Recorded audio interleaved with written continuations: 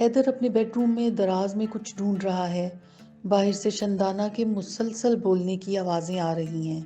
Laundry کو جا کر چیک کر لینا، ڈھیر اکٹھا ہوا ہے کپڑوں کا، اور یہ سارا ڈھیر آج دھل جانا چاہیے۔ اور ابھی اختر گوشت دے کر جائے گا، اسے بھی صاف کر کے پیکٹ بنانے ہیں آج، اور پتہ نہیں آتا ہے آج کے نہیں، اور اگر نہیں آتا ہو تو فون کر کے بتا دینا مجھے، میں آفس سے آتے ہوئے لے آؤں گی۔ ملازموں کے ہوتے ہوئے بھی آخر ہر کام مجھے کرنا پڑتا ہے، اس سے تو اچھا ہے کہ انسان نوکر نہ رکھے۔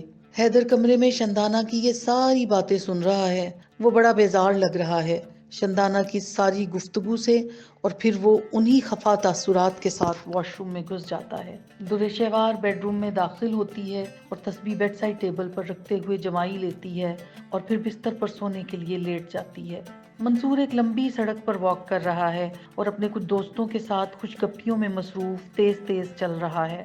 شندانہ آفس کے لیے تیار ہو کر لاؤنج میں نکلتی ہے۔ ڈائننگ ٹیبل پر ناشتے کا سامان رکھا ہوا ہے۔ شندانہ اپنے موبائل پر کوئی میسج دیکھنے میں مصروف ہے اور ساتھ بلند آواز میں ملازمہ کو آواز دیتی ہے، رفت، میری کو تیار کر لیا، دیر ہو رہی ہے، جلدی لے آؤ اسے، ابھی ناشتہ کرنا ہے اس نے۔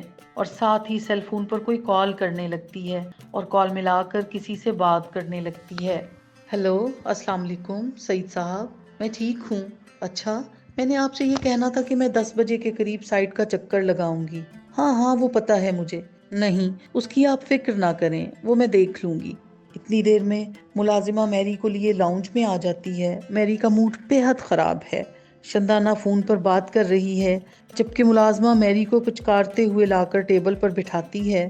شندانہ میری کا انداز دیکھتی ہے اور جیسے اس کی ٹینشن بڑھتی ہے۔ ملازمہ میری سے کہہ رہی ہے، میرا بیٹا کیا کھائے گا؟ میری خفگی سے، میں کچھ بھی نہیں کھاؤں گی اور میں اسکول بھی نہیں جاؤں گی۔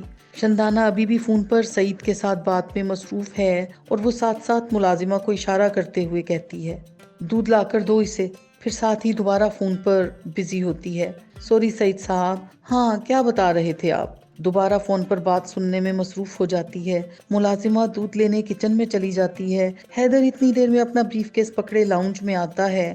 شندانہ فون پر کہتی ہے، اچھا یہ میں آ کر دیکھوں گی، اوکے خدا حافظ۔ وہ فون بند کر کے رکھتی ہے اور ملازمہ کو آواز دے کر کہتی ہے، صاحب کو انڈا فرائی کر دو۔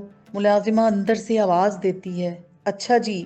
حیدر آ کر ڈائننگ ٹیبل کی کرسی پر بیٹھا ہے اور پھر میری کو گود میں لے لیتا ہے۔ کیا ہوا میرے بیبی کو؟ وہ میری کو چومتا ہے۔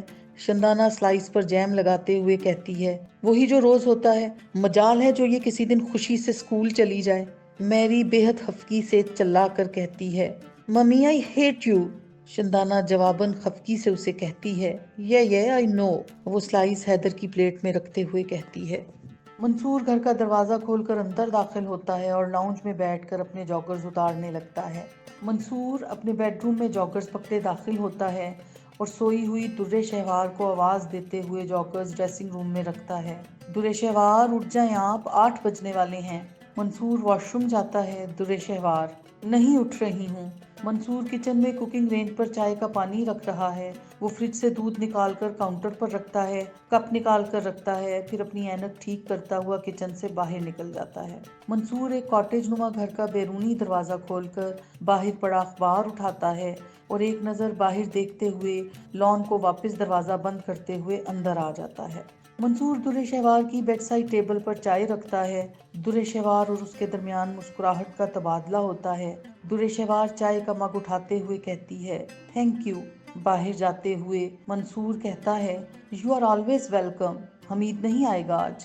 بے ساختہ، ہاں آپ کو بتایا تو تھا کہ چھٹی لے کر گیا ہے۔ منصور چونک کر کہتا ہے، اچھا ہاں یاد آ گیا، ذہن سے ہی نکل گیا میرے۔ یہ کہتے ہوئے وہ بیڈ روم سے نکل جاتا ہے۔ درِ شہوار مسکرا کر چائے کے مگ سے سپ لیتی ہے۔